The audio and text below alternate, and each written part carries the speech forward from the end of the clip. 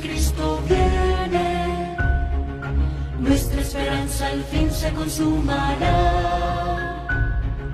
Pronto vendrá, pronto vendrá, pronto vendrá. ¡Qué glorioso encuentro!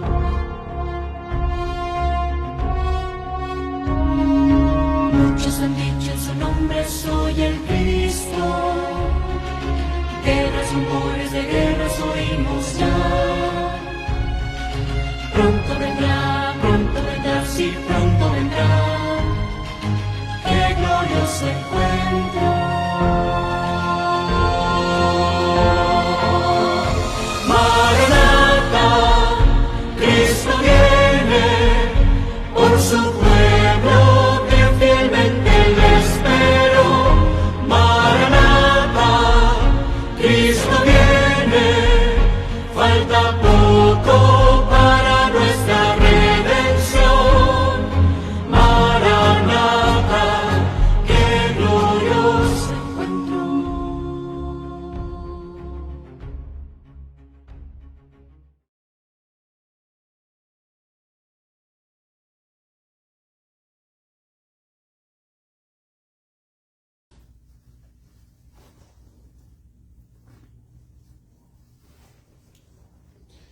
Buenos días, mis queridos hermanos. Gracias le damos al Señor por estos maravillosos himnos inspiradores.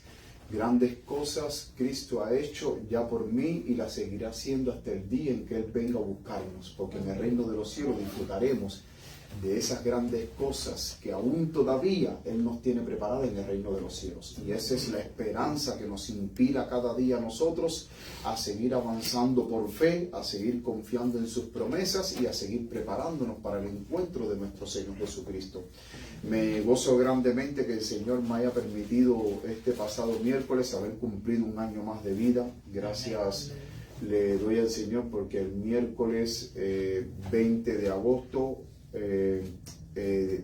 gracias a Dios me dio un año más de vida, cumplí 47 años para su gloria y su honra. Amén. Nací el 20 de agosto de 1978, tengo 47 años y le pido al Señor que me siga dando salud y fuerza para seguir predicando su palabra y para seguir preparándome para el encuentro de nuestro Señor Jesucristo. Y es un privilegio cuando el Señor nos permite tener un año más de vida, cumplir un año más de vida, y no solamente cumplirlo, sino cumplirlo pero en sus caminos. Es maravilloso. Les extiendo una cordial bienvenida a cada uno de ustedes y a los hermanos presentes que siempre cada sábado nos están siguiendo en las redes sociales para estudiar la palabra de Dios. Sean ricamente bendecidos por la gracia y la misericordia de nuestro Señor Jesucristo.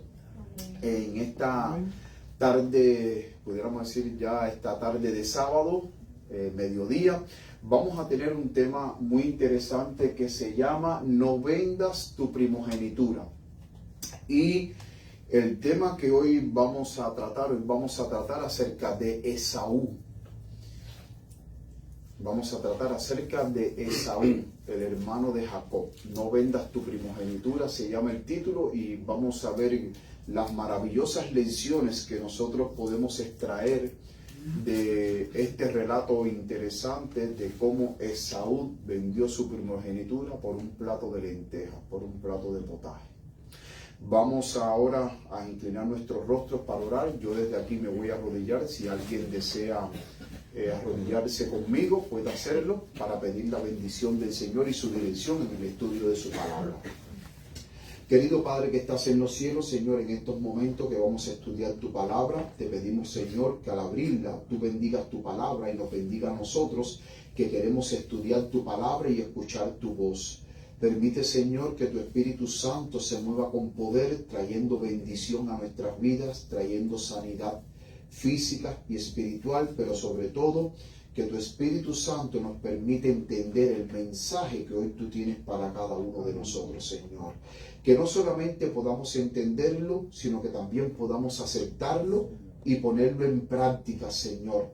Porque el poder de tu palabra no solamente está en escucharla, sino también en poner en práctica cada palabra que tú nos das, Señor, cuando acudimos a ella humildemente para poder estudiarla y entender y conocer mejor tu voluntad. Quédate en medio nuestro, Padre Santo, cúbrenos con tu manto de justicia, perdona nuestros pecados y te pedimos, Señor, que tú nos limpies con esa preciosa sangre que Jesús derramó en la cruz, trayendo eterna redención a este mundo, Señor. Padre Santo, permite que tu Espíritu tome el control de mi mente y de mi corazón, y que no sea yo, sino sea el Espíritu Santo el que habla a través de mí, Señor. Que cada palabra que salga de mis labios, seas tú, Señor, el que hable, porque tu pueblo necesita escucharte a ti, Señor.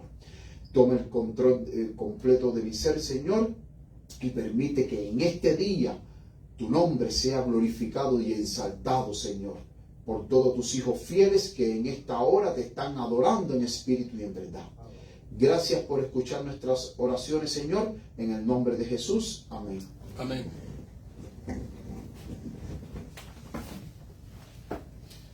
Mis queridos hermanos, como bien habíamos dicho, hoy vamos a tener un tema muy interesante que se llama No vendas tu primogenitura. Y el versículo que hoy vamos a analizar se encuentra en Génesis 25:34. Génesis 25:34 dice la palabra de Dios. Entonces Jacob dio a Esaú pan y del guisado de las lentejas. Y él comió y bebió, y se levantó y se fue. Así menospreció Esaú la primogenitura. Cuando nosotros vamos a la palabra de Dios, busquemos Génesis capítulo 25. Génesis capítulo 25.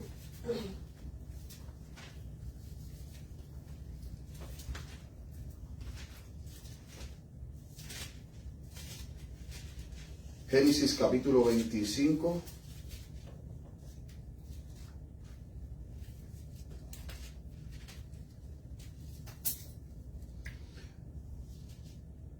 Vamos a leer a partir del versículo 21, dice: Y oró Isaac a Jehová por su esposa que era estéril, y lo aceptó Jehová y concibió Rebeca su esposa, y los hijos se combatían dentro de ella, y dijo: si es así, ¿para qué vivo yo? Y fue a consultar a Jehová.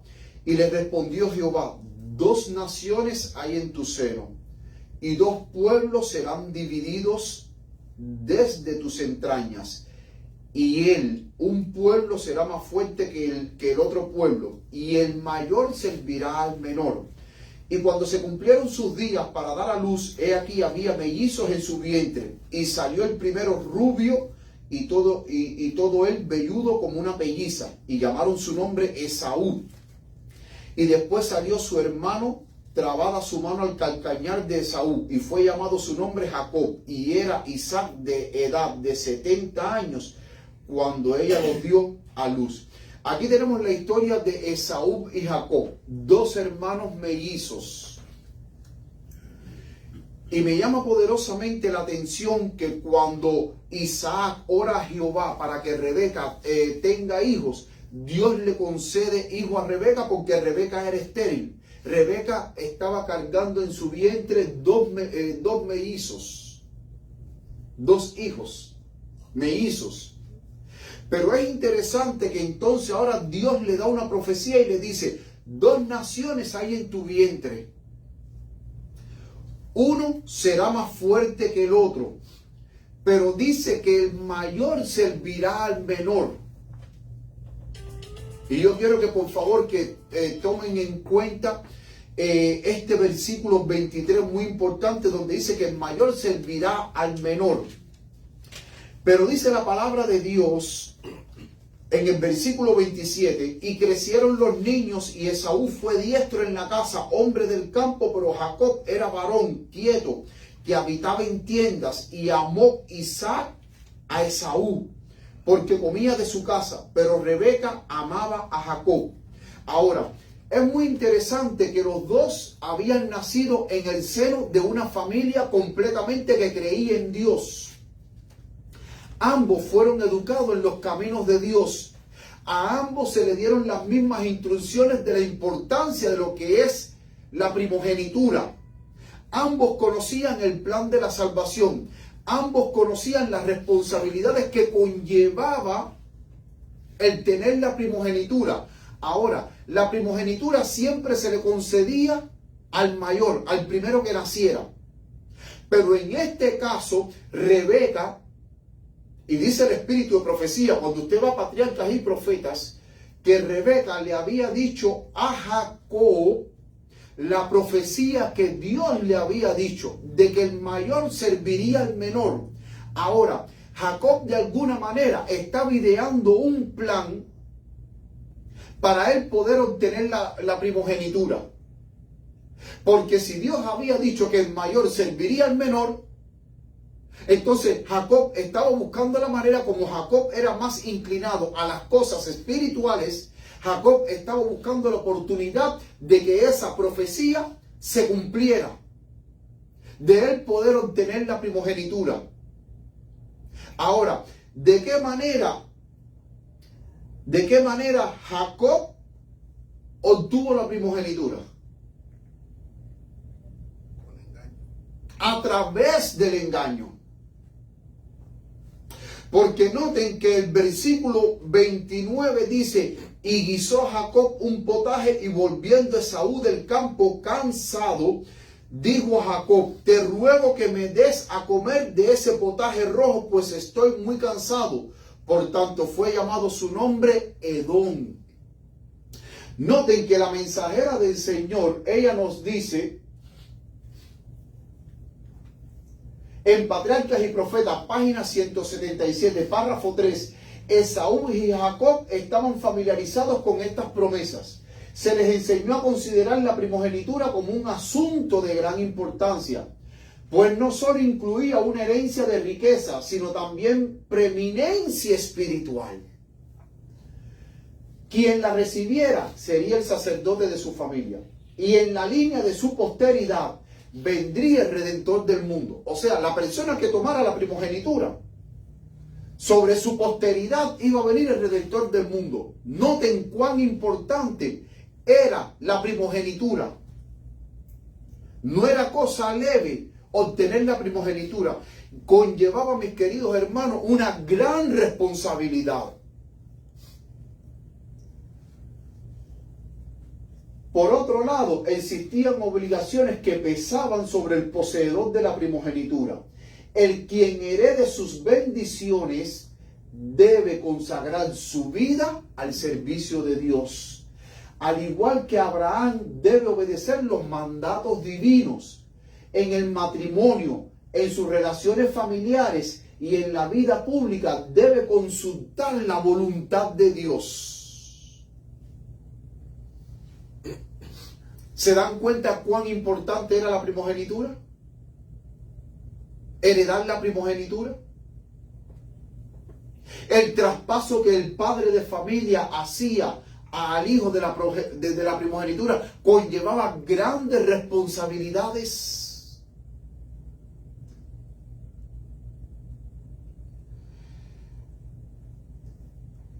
Sin embargo, dice la palabra de Dios que Esaú, como acabamos de leer, vino cansado del campo, y Jacob estaba haciendo ¿qué cosa? Un potaje.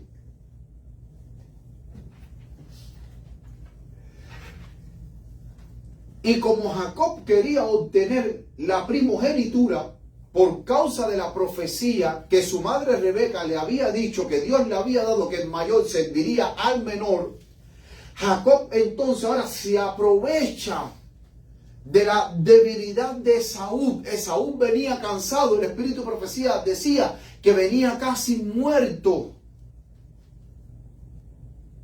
Tenía hambre. Necesitaba satisfacer ese hambre por haber ido a cazar. Y en aquellos tiempos ser cazador no era fácil, hermanos. Porque usted tenía que estar buscando a la presa, y cuando usted viera la presa, si la presa se espantaba, tenía que ir cayéndole atrás a la presa, corriendo detrás de la presa ahí, y usted va gastando energía física. Y después, cuando usted lograba alcanzar a la presa y matar a la presa, entonces usted tenía la presa, cargarla y llevarla para el campamento. O sea, ser cazador había que tener, usted debía de tener habilidad, destreza, pero tenía que tener buena condición física. Entonces ahora Jacob, ¿qué hace? Se aprovecha de su debilidad y entonces ahora le dice en el versículo 31, y Jacob respondió, véndeme en este día tu primogenitura.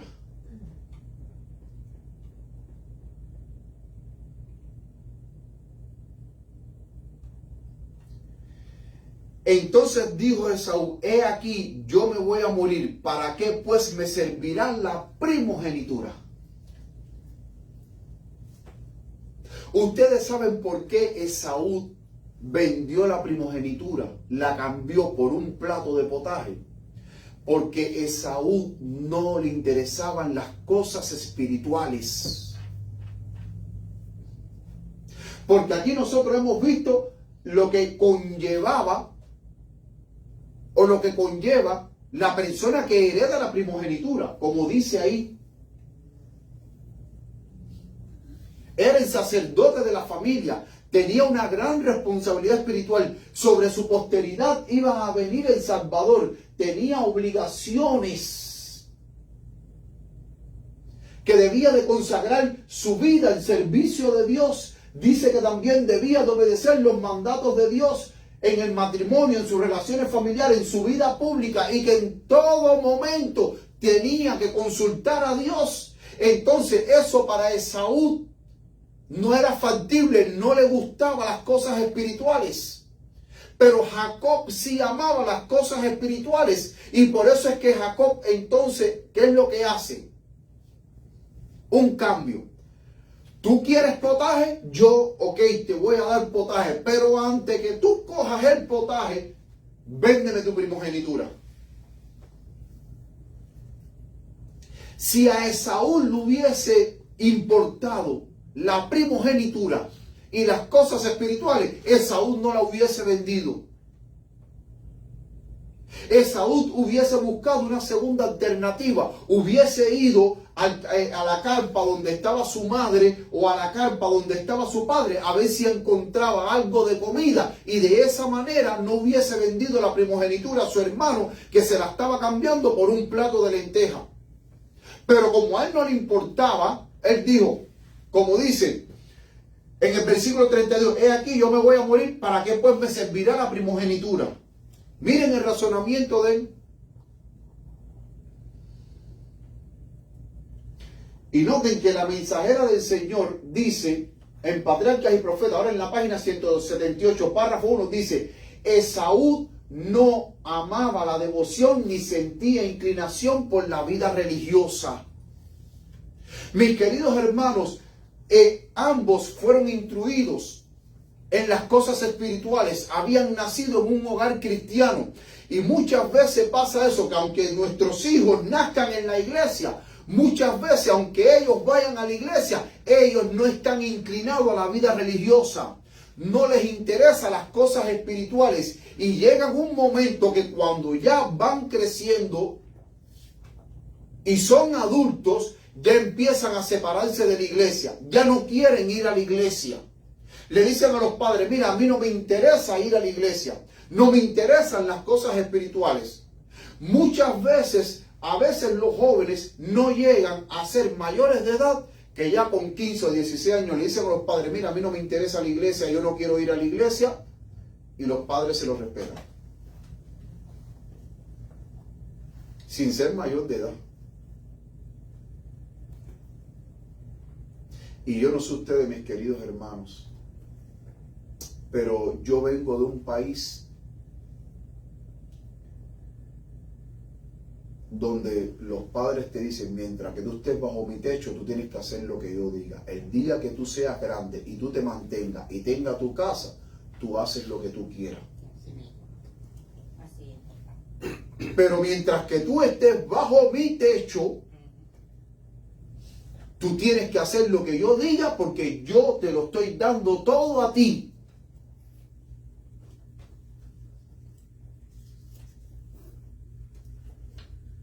Pero hoy en día vemos de que hay padres que son un poco suaves con sus hijos, que ya con 15 años o 14 años dejan de que ya los hijos hagan lo que ellos quieran y los complacen en cosas que no deben de ser complacidos.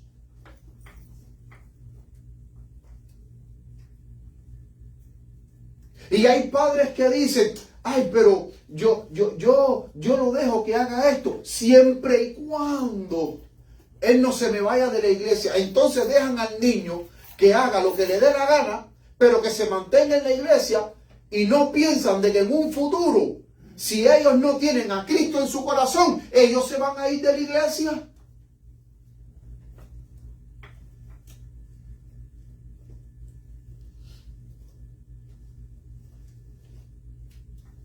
Y hay padres que dejan ir a los hijos a la iglesia. Ay, mi hijo quiere una cadena de oro, le pongo una cadena de oro. Y que vaya a la iglesia con la cadena de oro. Mi hija quiere ponerse arete, que se ponga arete, pero que vaya a la iglesia. Hermano, la iglesia no salva a nadie. Por favor, tengamos esto presente.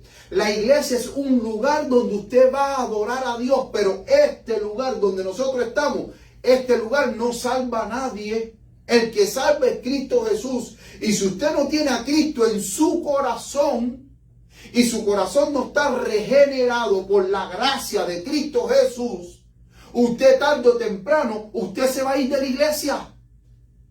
Usted tarde o temprano, usted se va a apartar del cuerpo de Cristo.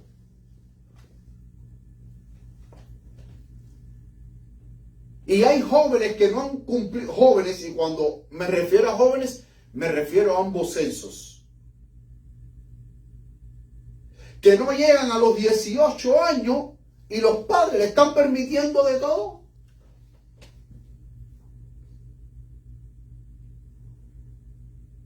A veces jóvenes que nacieron en la iglesia y jovencitas que yo veo que nacieron en la iglesia, que no tienen mayoría de edad, van a la iglesia y los padres dejan que se vistan como quieran, siendo los padres los que le compran la ropa. Porque el padre que le compre la ropa a sus hijos, no, tú tienes que vestirte decentemente porque el que trabajo soy yo y el que te compra la ropa soy yo. El día de mañana, cuando tú trabajes y tú tengas tu dinero, tú te vistes como tú quieras. Pero mientras que estés bajo mi techo, tú tienes que vestirte como yo diga.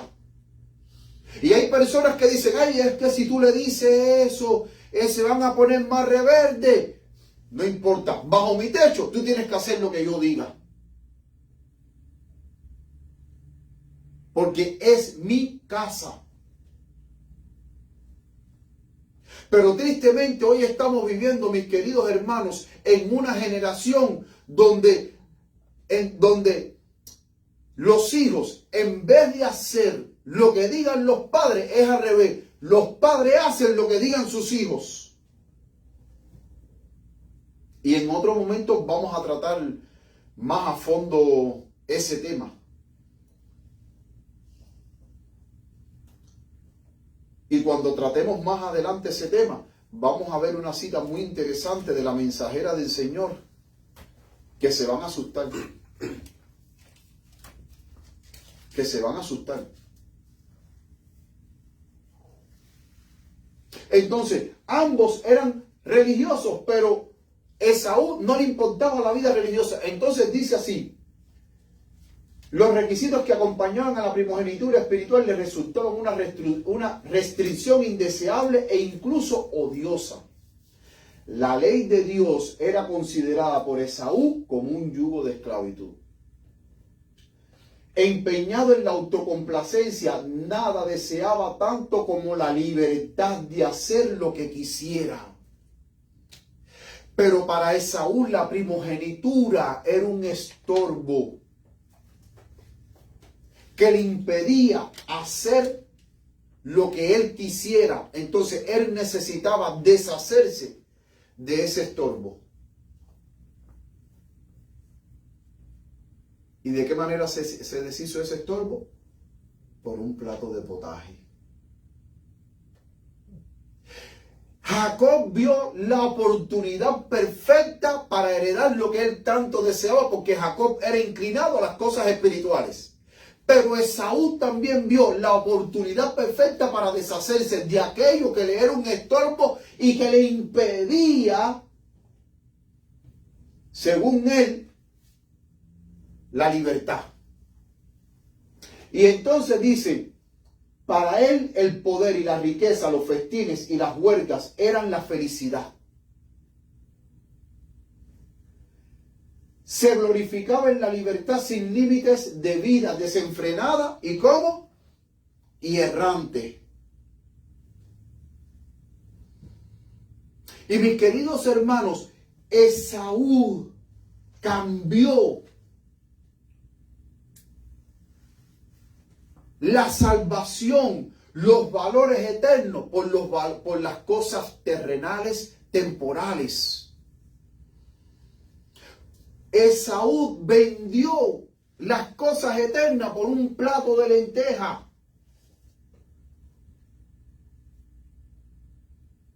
Y mis queridos hermanos, ¿cuántos hoy de nosotros cristianos no estamos cambiando el cielo por un plato de lenteja? ¿Cuántos cristianos hoy en día están sacrificando su salvación, la eternidad, de pasar la eternidad con Cristo Jesús por las cosas terrenales de este mundo? Personas que a veces están en la iglesia que tratan de buscar el momento perfecto para tener una excusa para salirse de los caminos de Dios.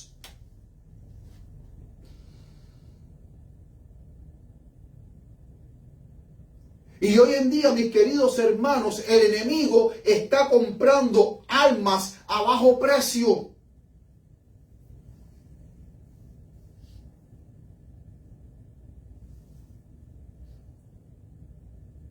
Y usted tiene que considerar, porque noten que en un momento de debilidad, Jacob se aprovechó de su hermano, porque su hermano estaba como hambriento, cansado. Pero va a llegar un momento, mis queridos hermanos, en que Satanás va a venir a ti en un momento quizás donde tú estés pasando por un momento crítico, por un momento de desesperación, por un momento en que tú necesitas una respuesta rápida, por un momento en que tú necesitas tomar una decisión definitiva. Y va a haber un momento en que en ese momento de tu mayor desesperación, de dolor, de frustración, donde tengas que tomar una decisión, tú tienes que primero valorar la decisión que tú vas a tomar. Y si esa decisión que tú vas a tomar, esa decisión te va a ayudar a alcanzar el cielo o a alcanzar el infierno. Porque Satanás se le apareció a Cristo en el momento en que Cristo estaba ¿cómo? Débil. Cristo estaba ayunando, hermanos, 40 días. ¿Cuánto tiempo aquí alguien se ha pasado ayunando? ¿Hasta qué tiempo? Un día. Bueno, ¿sabían ustedes que una vez yo hice un ayuno de 3 días en Cuba?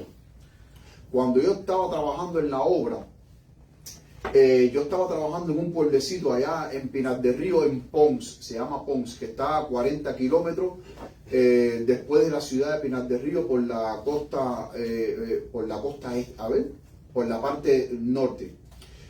Y resulta ser que en ese pueblecito estaba la iglesia adventista, a mí me habían mandado como obrero para allá, y también había una iglesia evangélica y una iglesia metodista. Yo me hice muy amigo del pastor evangélico, Nelson se llamaba el pastor. Un muchacho muy bueno, muy consagrado, nos hicimos una amistad increíble. Y entonces nosotros siempre hablábamos de cosas espirituales, del ayuno, los beneficios del ayuno y la oración. Y entonces él dijo, pastor, ¿por qué usted y yo no hacemos un ayuno de 3 días? Y eso para mí fue como un challenge, como un reto. Y le digo, bueno, ok, está bien. Pero como él estaba casado, yo no estaba casado. Como él estaba casado, él mandó a su esposa para casa de sus padres. Que los padres de la esposa del pastor evangélico vivían en Artemisa. Y entonces él las mandó, ¿para qué? Para que la esposa ese fin de semana no cocinara y de esa manera el olor no nos impidiera cumplir con el ayuno. Bueno, empezamos el ayuno el viernes, desde por la mañana. Desayunamos bien y después que desayunamos bien, ya a partir de ese desayuno no hicimos más nada. No comimos más nada. De vez en cuando, sí, un poquitico de agua. De vez en cuando, muy pocas veces. Hermano, quiero decirle que el primer día fue algo terrible. Y el ayuno yo lo hice en su casa. Y él, la casa la tenía dividida porque por medio de la casa se iba para el templo. Y el ayuno no lo hicimos en su casa, perdón, lo hicimos en el templo de él. Bueno, el primer día, el segundo día, mis queridos hermanos, yo estaba temblando. Pero estábamos ahí en ayuno, estudiando junto a la palabra, leyendo, orando los dos. El tercer día, ya cuando llegó el domingo, después que pasé esos temblores, yo sentí como que mi cuerpo, como que al pasar esos temblores el segundo día, como que mi cuerpo ya se moderó un poco, estaba ya un poco más moderado. Bueno, el asunto es que el ayuno nosotros lo terminamos el lunes por la mañana. Fue de gran beneficio. Pero hermano, cuando usted está ayunando, esos primeros días son los más terribles, los peores. Imagínense ustedes nuestro Señor Jesucristo ayunando 40 días, sin comer y sin beber agua. ¿Cómo está ese cuerpo? Completamente débil. A veces el hambre llega un momento que es tanto el hambre y el ayuno y el cansancio y la fatiga que a veces puede ser que hasta usted tenga hasta visiones, vea hasta visión. Y en ese momento de debilidad el diablo quiso atacar a Cristo, pero Cristo lo venció. Entonces, en tu mayor desesperación de la vida, mis queridos hermanos, hay un momento que el diablo se te va a mostrar y se te va a aparecer y te va a mostrar la solución que tú debes de tomar para que se te acabe tu problema, porque tú estás desesperado, tú necesitas una solución, no sabes qué hacer y el diablo se te puede aparecer con la solución y quizás tú digas, esta es la solución que necesito y ya mi problema se acabó. Pero esa solución te puede conllevar a la ruina eterna.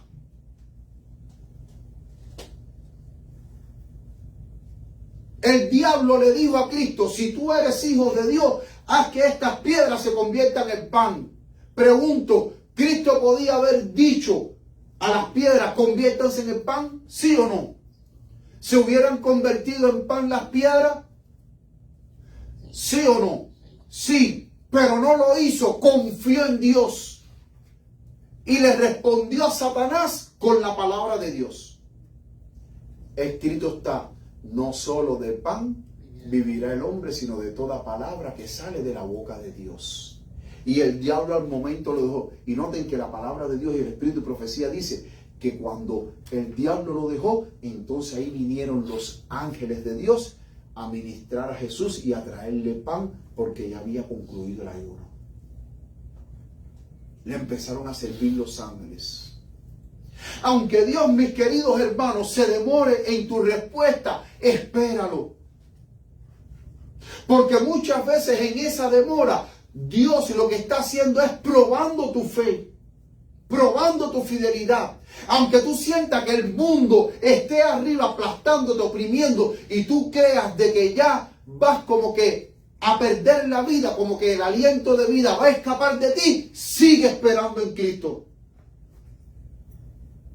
Aunque tú sientas que el aliento de vida se te está yendo, sigue esperando en Cristo. Porque muchas veces esa aparente demora, esa aparente demora o ese aparente silencio donde tú estás buscando una respuesta y Dios no te está contestando, su silencio, el silencio de Dios, Dios está en silencio para probarte. Pero Dios no deja chasqueado a ninguno de sus hijos. Por mucha necesidad que tú estés pasando, sea el problema que sea, la necesidad que sea, hermano, confía en Dios. No todo está perdido. El pueblo de Israel, cuando estaba frente al Mar Rojo, pensaba de que todo está perdido. Y de la nada Dios hizo un camino. ¿Y qué hizo? Abrió el mar en dos y por ahí pasó el pueblo. Dios abrió camino donde era aparentemente, desde el punto de vista humano, imposible abrir un camino y escapar del feroz ejército de los egipcios. Dios abrió el mar y el pueblo pasó. Y yo no sé por la situación por la cual tú estés pasando, pero siempre recuerda que si Dios abrió el mar para que el pueblo pasara, hermano, Dios puede abrir camino donde tú creas que no se pueda, donde no pueda haber camino.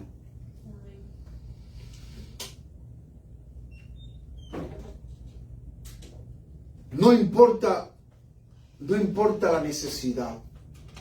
Dios siempre estará de nuestro lado. Dios es nuestro proveedor. Y Él nunca abandonará a su pueblo. Por eso, mis queridos hermanos, no vendas tu primogenitura por un plato. Porque hoy Satanás está comprando almas a bajo precio. Hay personas que están sacrificando el sábado, el día de Jehová, porque en su trabajo le dicen, tienes que venir al menos una vez al mes, un sábado, a trabajar. Y hay adventistas que dicen, bueno, si estoy 3 sábados en la iglesia y un sábado que esté en el trabajo, no importa. ¿Por qué?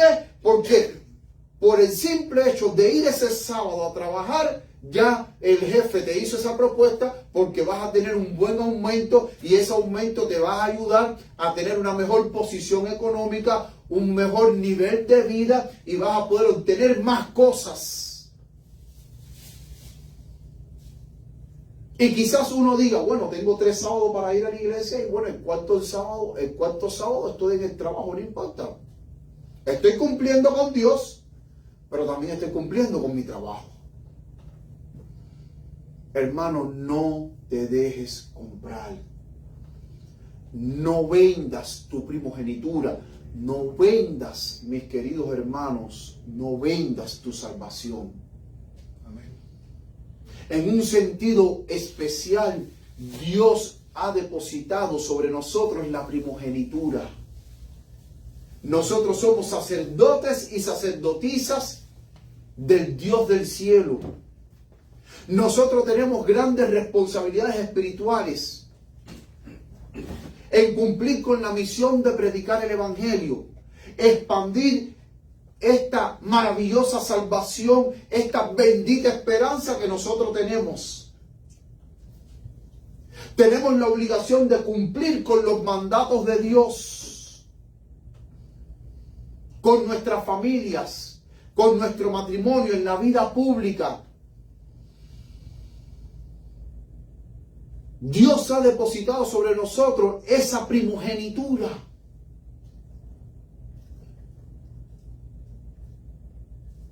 Y nosotros somos miembros de la familia de Dios. Y al igual como Pablo, nosotros tenemos que decir como Pablo, que Pablo lo tenía todo. Y noten que en Filipenses capítulo 3 versículo 7, Pablo, a pesar de que lo tenía todo, lo dejó todo por Cristo Jesús. Y dijo, sin embargo, todo aquello que para mí era ganancia, ¿cómo lo consideraba ahora? Lo considero pérdida. ¿Por causa de quién? De Cristo Jesús. Pero miren este otro versículo. Dice, Filipenses 3:8, es más, todo lo considero pérdida por razón del incomparable valor de conocer a Cristo Jesús, mi Señor. Por Él lo he perdido todo y lo tengo todo por estiércol a fin de ganar ¿a quién? A Cristo. Todas las cosas de este mundo, Pablo la tenía, mis queridos hermanos, como basura.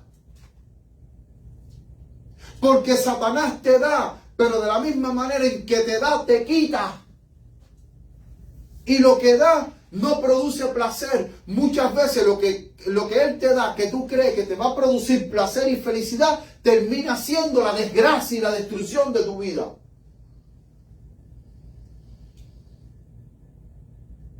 Por eso Pablo dice, lo que a mí el mundo me puede ofrecer, no, eso yo lo tengo con basura. Porque ¿de qué me sirve, mis queridos hermanos, yo tener una mansión valorada en 10 millones de dólares y tener una cuenta con 50 millones de dólares y no tener salud? Y no tener salvación y estar perdido eternamente. ¿De qué me sirve? Hay personas que son millonarias y están postradas en una cama y no pueden, ¿cómo se llama esto? Disfrutar de la vida, no pueden disfrutar de sus millones.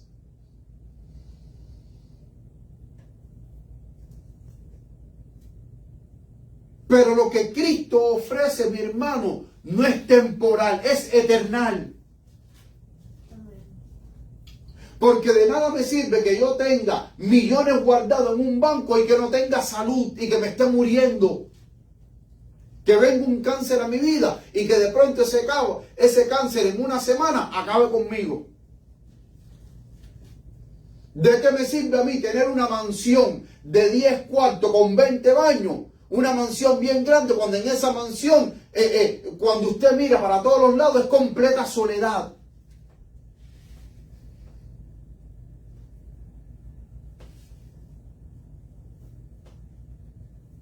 Porque la verdadera felicidad no estriba en lo que tú tienes, lo mucho que tú tienes. La verdadera felicidad estriba en tener a Cristo Jesús. Amén. Pero Esaú no valoró las cosas espirituales. No la valoró, hermano. La despreció. Hoy en día vemos muchísimos hermanos que una vez militaron en las filas de Dios con nosotros y hoy están en el mundo perdido.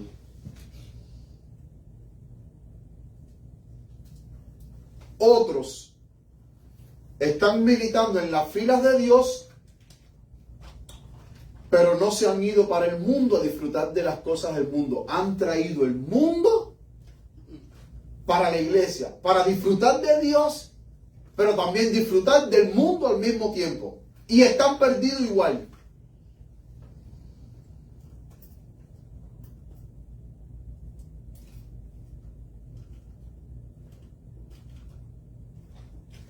Muchas veces yo sé que le tenemos miedo al sufrimiento.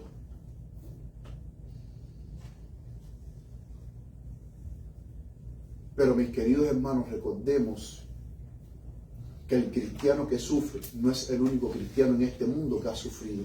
Porque cuando miramos la historia del cristianismo, ¿cuántos millones de cristianos no han sufrido? Aún sus sufrimientos nunca se han comparado con lo que quizás nosotros estemos pasando ahora.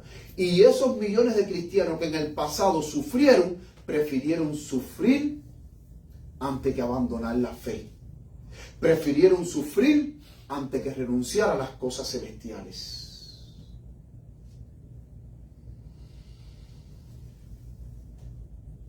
Prefirieron mantener su vista en Cristo Jesús, como dice Hebreos 12:1. Puestos los ojos en Jesús, el autor y consumador de nuestra fe. Dice Patriarcas y Profetas, el espíritu de profecía, hablando de Esaú, en la página 181, párrafo 3, dice: debido a su indiferencia hacia las bendiciones y exigencia divina, Esaú es llamado en las Escrituras profano.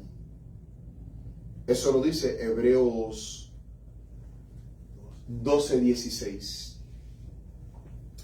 Representa a quienes menosprecian la redención que Cristo les compró y están dispuestos a sacrificar su herencia celestial por las cosas perecederas de la tierra. Iglesia, yo quiero hacerte una pregunta. ¿Estás tú dispuesto a sacrificar tu herencia celestial por las cosas terrenales?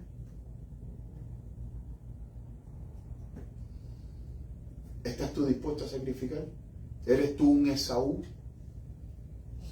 Que según Hebreos 12:16 dice que Esaú fue llamado profano.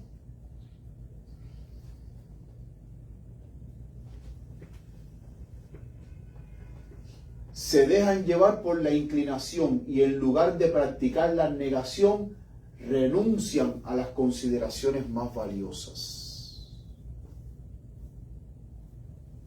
Saben, a mí un tiempo más atrás, en mi trabajo, yo soy asistente de mantenimiento. En mi trabajo habían sacado al director de mantenimiento. Y entonces el jefe mío, el regional, él me dijo, mira, tú no quisieras tomar la posición de director de mantenimiento. Y yo, sin pensarlo, un segundo le dije, no, no la quiero. Prefiero seguirme manteniendo como asistente y no como director. ¿Saben por qué? Porque si yo cogía de director, monetariamente iba a estar bien. Porque mayormente en mi trabajo el director de mantenimiento creo que es como 45 o 50 pesos la hora. Pero no iba a tener vida. Muchas veces iba a tener que sacrificar mi tiempo con mi esposa, mi tiempo con mi familia. Aún iban a haber sábados en que yo no iba a estar aquí con ustedes, que iba a tener que estar en el lugar donde yo trabajo, porque yo trabajo en un nursing home de rehabilitación.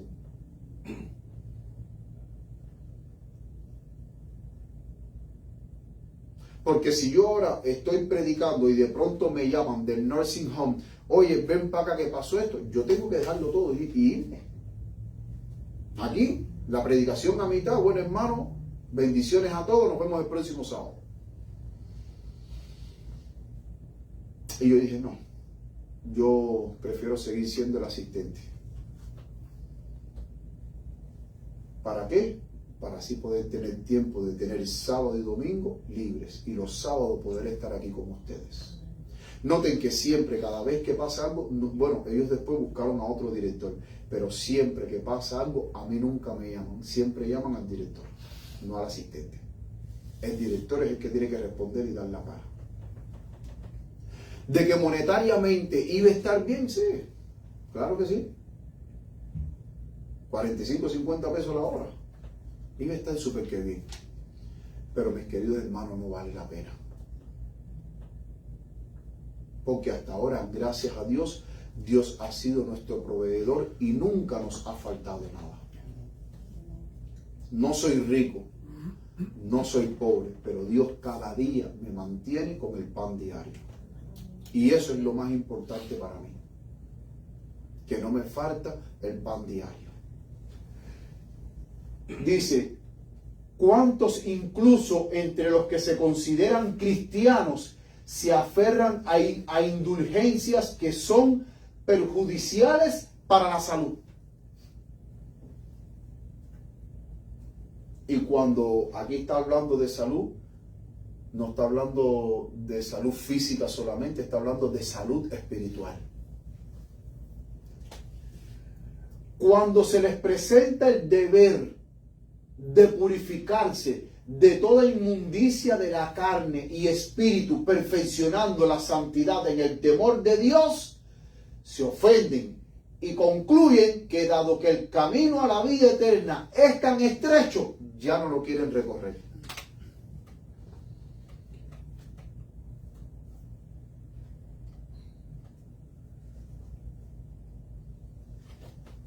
Esto último que acabamos de leer, este último parrafito, cuando dice, cuando se les presenta el deber de purificarse de toda inmundicia de la carne y espíritu, perfeccionando la santidad en el temor de Dios, se ofenden y concluyen que dado que el camino a la vida eterna es tan estrecho, ya no lo correrán. Este pedacito nos dice claramente el por qué hoy la iglesia está como está.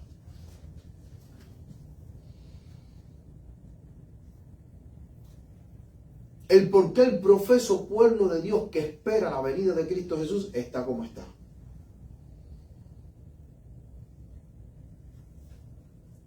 Porque hay hermanos que me llaman a mí y me dicen, pastor, Ya la iglesia no era lo que era antes. Antes se había más reverencia, más temor, más santidad, más respeto, más. Ahora no. Ahora todo es fiesta, rebajan las normas, todo es así, todo es allá. ¿Y saben por qué lo hacen? Porque hoy se ha permitido la indulgencia. Se ha permitido la pasividad. Y cuando usted rebaja las normas, claro que al rebajar las normas, eso hace que entren más gente a la iglesia. Pero cuando usted les habla a la gente que tienen que purificarse de toda inmundicia de la carne y espíritu, perfeccionando la santidad en el temor de Dios, se ofenden y prefieren y dicen, no, pero el camino a la vida eterna es tan estrecho que ya no prefieren que seguir caminando en los caminos de Dios y quieren irse, porque no quieren perfeccionar la santidad en el temor de Dios. No quieren despojarse de todo aquello que les gusta y que todas aquellas cosas que les gustan son contrarios a los mandatos divinos, pero ¿qué es lo que pasa? Arrastran el mundo para la iglesia para combinar las cosas de la iglesia con el mundo y hacer una amalgama. Y de esa manera me siento bien en la iglesia, adorando a Dios, pero al mismo tiempo haciendo y practicando las cosas que me gustan.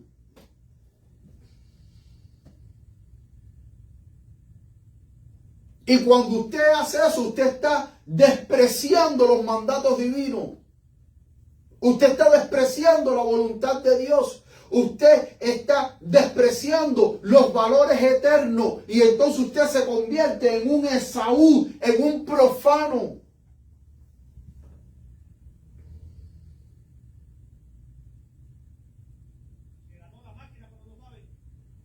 Se convierte en un profano, hermano.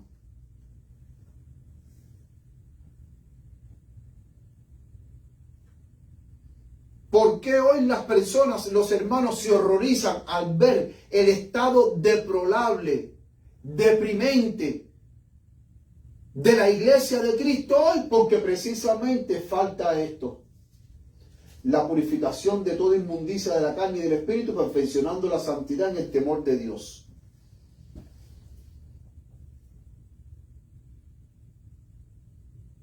Porque si se empezara a predicar de que hay que perfeccionar la santidad en el temor de Dios y que hay que empezar a elevar las normas cristianas y ensalzar la ley de Dios, sus mandatos divinos y lo que dice en su palabra, hermanos, muchos hermanos en la iglesia empezarían a abandonar la iglesia.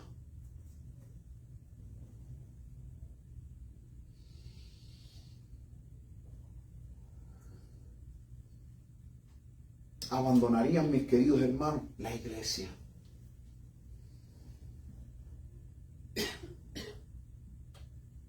Porque quieren un cristianismo sin obligación, un cristianismo sin cruz. Dice, cuando ustedes van al libro Patriarcas y Profetas y leen la historia de Esaú y Jacob, la historia termina diciendo que Esaú perdió completamente la primogenitura y que cuando él quiso recuperarla, ya era demasiado tarde.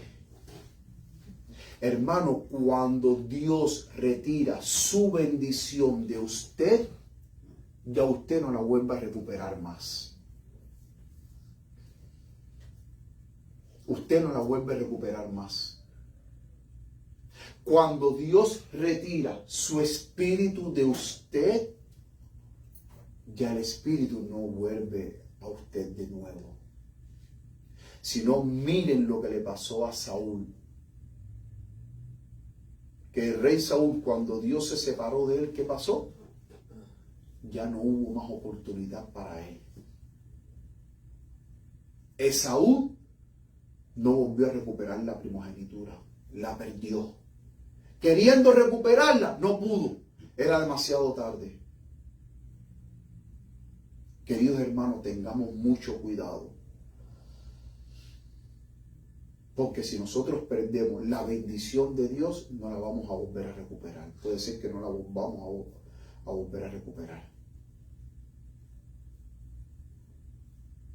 Y deseándola, recuperarla y deseándola, ya no haya tiempo ya.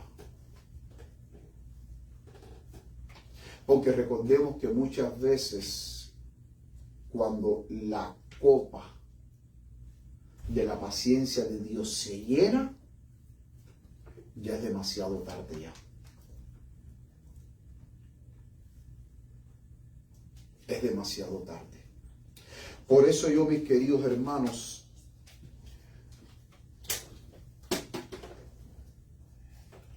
a mí me puede faltar el pan, me puede faltar la ropa, me puede faltar materialmente lo que sea, pero lo que yo siempre procuro es que Dios nunca me falte.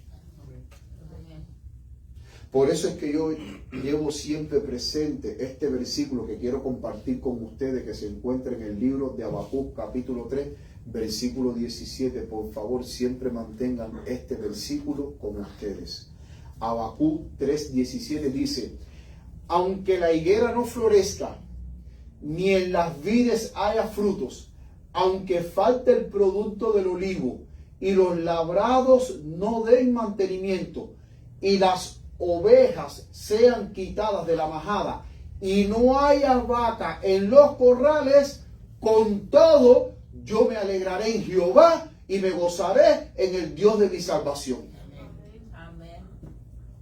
Aunque falte lo que me falte la ropa, me falte el zapato, me falte el pan, me falte el poquito de azúcar, me falta la casa, lo que me falte, con todo yo me voy a alegrar en Jehová y me voy a gozar en el Dios de mi salvación, porque yo sé que cuando Cristo venga, yo voy a ir a morar a las mansiones eternas. Porque yo sé que cuando Cristo venga, ya yo no voy a tener más hambre. Cuando Cristo venga, se habrá acabado la enfermedad. No voy a sufrir más enfermedad. No voy a tener más dolores de cabeza. Cuando Cristo venga, yo no voy a tener más depresión. Amén. Ni más preocupación. Porque cuando Cristo venga, todo el mal habrá terminado. Y lo que nos espera a nosotros, el pueblo de Dios, es una eternidad sin fin. De gozo, de paz, de felicidad, de alegría, de deleites que nuestra mente no es capaz de imaginar, los deleites tan grandes y tan maravillosos que el ser humano jamás haya experimentado. Dios nos los va a conceder. Por eso, mis queridos hermanos, digo, no vendas tu primogenitura.